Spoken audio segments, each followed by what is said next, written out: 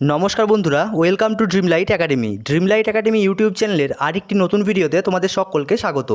বন্ধুরা, তোমাদের জানিয়ে রাখি, বহু প্রতীক্ষিত বর্ধমান ইউনিভার্সিটির তরফ থেকে আন্ডার গ্র্যাজুয়েট বা ইউজি স্টুডেন্টসদের জন্য এক্সাম গাইডলাইন প্রকাশ করা হয়েছে। তো কি বলা হয়েছে সেই গাইডলাইনে বিস্তারিত জানাবো তোমাদেরকে এই ভিডিওর মাধ্যমে।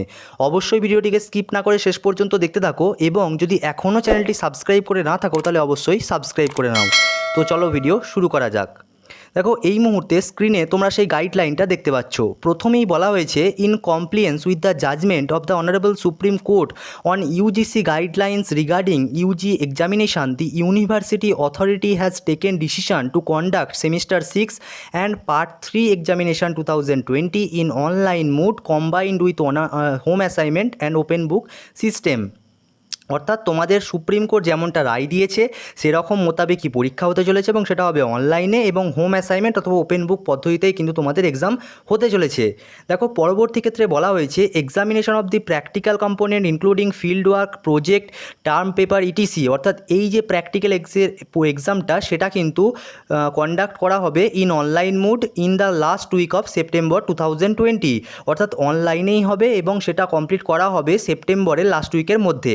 এবং তোমাদেরকে জানিয়ে রাখি, এই যে এক্সামটা সেটা কিন্তু তোমাদের কলেজের মাধ্যমেই কন্ডাক্ট করানো হবে এবং কলেজ নিজ দায়িত্বে সেটাকে কন্ডাক্ট করে নেবে। দেখো, পরবর্তী ক্ষেত্রে বলা হয়েছে, the same examination will be completed within the first fortnight of October 2020, অর্থাৎ এই সমস্ত এক্সামিনেশানগুলো কমপ্লিট করা হবে প্রথম 15 দিনের মধ্যে অক্টোবরের। খুব ভালো ডিসিশান ইউনিভার্সিটির তরফ থেকে বলা যায়, কারণ অক্টোবরের 15 তারিখের মধ্যেই কিন্তু এক্সামগুলো কমপ্লিট করার কথা তারা কমপ্লিটলি বলে দিয়েছে একদম। দেখো, আরও বলা হয়েছে, every student should preferably have own email ID and mobile number for answer script are to be send by email to email specified by the college or posted by specific Google classroom if created by the college. অর্থাৎ তোমাদেরকে নিজস্ব email ID এবং mobile number রাখতে বলা হয়েছে, কারণ তোমাদেরকে যে সেন্ড করা হবে প্রশ্নটা সেটা কিন্তু তোমাদের ইমেলেই সেন্ড করা হবে, এবং তোমাদেরকে পরবর্তী ক্ষেত্রে সেটাকে ইউনিভার্সিটির ওয়েবসাইটে সেন্ড করতে হবে বা আপলোড করতে হবে। সেই জন্য তোমাদেরকে ইমেল আইডি এবং ফোন নাম্বারটাকে ঠিক করে রাখতে বলা হয়েছে। দেখো, আরও বলা হয়েছে, examinees who had enrolled themselves at the semester 5 examination 2019 now fill in examination forms of semester 6 examination 2020। অর্থাৎ তোমরা যারা সেমিস্টার 5-এর পরীক্ষা দিয়েছো তারা কিন্তু সেমিস্টার 6-এর যে এক্সামিনেশান ফর্ম সেটা ফিল আপ করতে পারবে, এতে কোনো অসুবিধা নেই। কিন্তু দেখো, আরও বলা হয়েছে, however the result of semester 6 examinees with backlog in respect of semester 1 will not be consider and hence will be put under PNC category if they fail to clear the semester 1 backlog even after the publication of PPR and PPS result. অর্থাৎ এক্ষেত্রে তোমরা semester 6 এক্সামিনেশনের form fill up করতে পারবে, পরীক্ষা দিতে পারবে, অসুবিধা নেই। কিন্তু যদি পরীক্ষার রেজাল্ট আউট হওয়ার পর সেমিস্টার 1 এবং সেমিস্টার 5-এর সেক্ষেত্রে তোমরা ক্লিয়ার করতে না পারো, সেক্ষেত্রে কিন্তু এই যে সেমিস্টার 6-এর যে পরীক্ষার তোমরা দিয়েছো সেটা কিন্তু ভ্যালিড করা হবে না। অর্থাৎ যদি তুমি সেমিস্টার 1 এবং সেমিস্টার 5 সেটা ক্লিয়ার করো, তাহলেই কেবলমাত্র তোমাকে মার্কশিট দেওয়া হবে সেমিস্টার 6 যে এক্সামটা দিচ্ছ সেটার। আদারওয়াইজ কিন্তু তুমি সেটাকে ক্লিয়ার করতে পারবে না। পরবর্তী ক্ষেত্রে তোমাকে আবারও পরীক্ষা দিয়েই ক্লিয়ার করতে হবে অন্য কোনো বছর বা পরবর্তী বছরে। দেখো, আরও বলা হয়েছে, examinees with roll number prefix 16 who had already qualified there part 1 examination and appeared but fail to qualify part 2 examination in 2019 may B allotted two appear at part 3 examination. অর্থাৎ তোমাদের যাদের রোল নাম্বারটা শুরু হচ্ছে 16 দিয়ে, তাদের বলা হয়েছে, দেখো তোমরা পার্ট 1 এক্সামিনেশানে কোয়ালিফাই করেছো এবং পার্ট 2 এক্সামিনেশানে কোয়ালিফাই করতে ব্যর্থ হয়েছো, তারা কি বলা হয়েছে, তাদেরকে বলা হয়েছে তোমরা পার্ট 3 এক্সামিনেশানের জন্য কিন্তু তোমাদেরকে অ্যাপিয়ার করা হবে, অর্থাৎ তোমরা পরীক্ষাটা দিতে পারবে।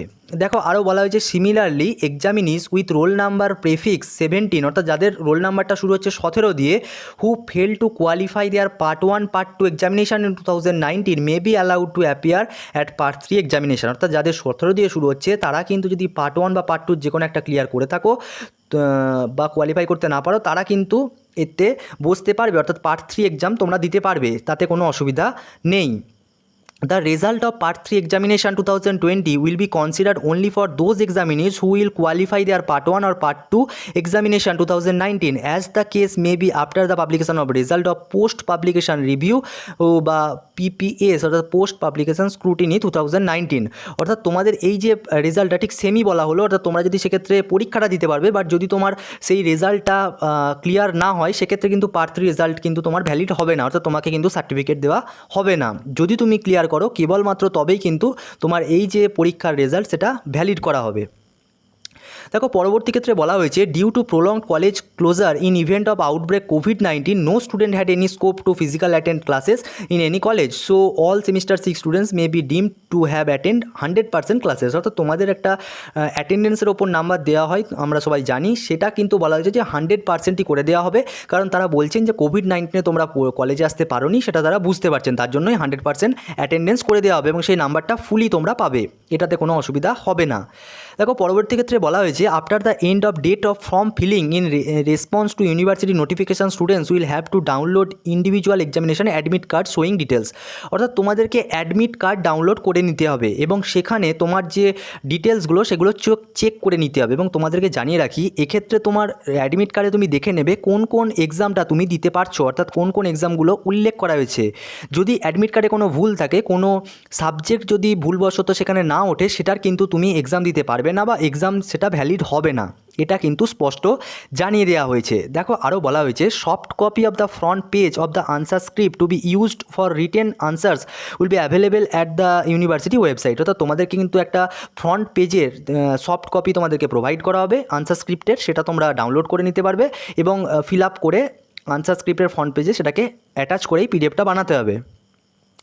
তো পরবর্তী ক্ষেত্রে দেখো বলা হয়েছে the answer script will be treated as incomplete without the property of field in front of page is therefore লেভেল টু বি রিজেক্টেড। অর্থাৎ তোমরা যদি এগুলোকে ফিল আপ না করে জমা দাও এই যে আনসার স্ক্রিপ্টের ফ্রন্ট পেজটা, সেক্ষেত্রে কিন্তু তোমার আনসার স্ক্রিপ্টটাকে রিজেক্ট করে দেওয়া হবে। অর্থাৎ এটাকে কিন্তু আনসার স্ক্রিপ্টটাকে ভালোভাবে রোল নাম্বার, রেজিস্ট্রেশন নাম্বার, তোমার সাবজেক্ট ওয়াইজ সমস্ত কিছু দিয়ে ফিল আপ করতে হবে এবং উল্লেখ্য যে প্রত্যেকটা পেজে কিন্তু তোমাকে যে পেজ নাম্বার সেটাকে উল্লেখ করে দিতে হবে। অর্থাৎ 1 নাম্বার, 2 নাম্বার, 3 নাম্বার করে প্রত্যেকটা পেজে পেজ নাম্বার এবং প্রত্যেকটাতে রোল নাম্বার এবং রেজিস্ট্রেশন নাম্বারটাকেও কিন্তু তোমাকে উল্লেখ করতেই হবে, এটা কিন্তু mandatory.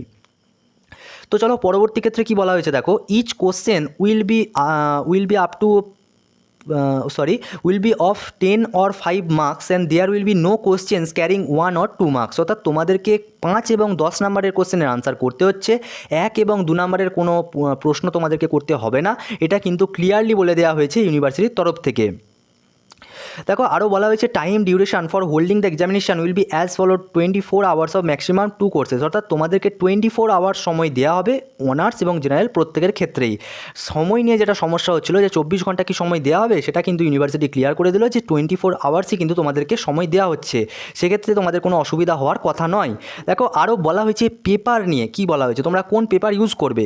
The examiner should preferably write their answers on A4 size paper, those are to be arranged by themselves. অর্থাৎ তোমাদেরকে A4 সাইজের পেপারে কিন্তু লিখতে হবে এবং সেটা তোমাদেরকে নিজেদেরকেই জোগাড় করে নিতে হবে এবং তোমাদেরকে যেমনটা বললাম যে ফ্রন্ট পেজটা তোমাদেরকে কিন্তু তারা প্রোভাইড করবেন, সেটাকে তোমাদেরকে ডাউনলোড করে নিতে হবে। দেখো আরও বলা হয়েছে roll number of the examinee are to be written on each page used for the purpose, they are also asked to write page number in each page of the answer scripts and arrange them serially 1, 2, 3 etc. অর্থাৎ তোমাদেরকে যেমনটা বললাম যে প্রত্যেকটা পেজে তোমাকে roll number, registration number ইত্যাদি লিখতে হবে এবং তার সঙ্গে পেজ নাম্বারটাকে কিন্তু অবশ্যই মার্ক করতে হবে। অর্থাৎ 1, 2, 3, 4 করে প্রত্যেকটা পেজে পেজ নাম্বার দিতে হবে।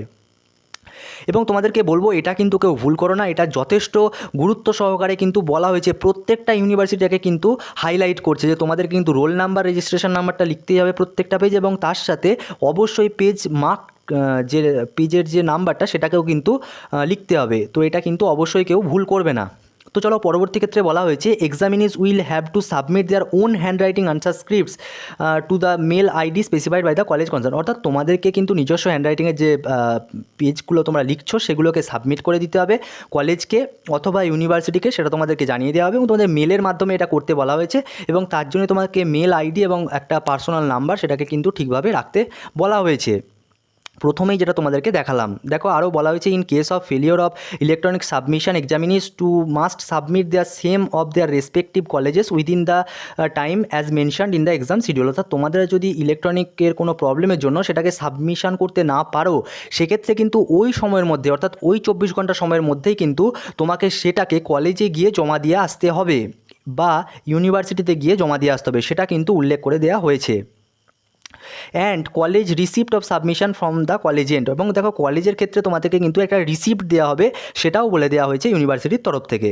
এবং দেখো সর্বশেষে বলা হয়েছে all though students will take examination from home, they will come under the preview of disciplinary measure on the basis of report in case any of their rights post. অর্থাৎ এক্ষেত্রে তোমাদেরকে একটা স্ট্রিক্টলি বলা হয়েছে তোমরা এক্সাম দিচ্ছ বাড়িতে বসেই বই দেখেই, কিন্তু সেক্ষেত্রেও তোমাদেরকে অন্য কারোর সাহায্য নিয়ে তোমরা পরীক্ষা দিচ্ছ না ইত্যাদি ইত্যাদি, কিন্তু একটা রেস্ট্রিকশনের মধ্যে তোমাদেরকে রাখার চেষ্টা করা হয়েছে। এবং বলা হয়েছে এরকম যদি কোনো খবর তারা পান, সেক্ষেত্রে কিন্তু দৃঢ় একটা ব্যবস্থা তোমাদের বিরুদ্ধে নেওয়া হতে পারে।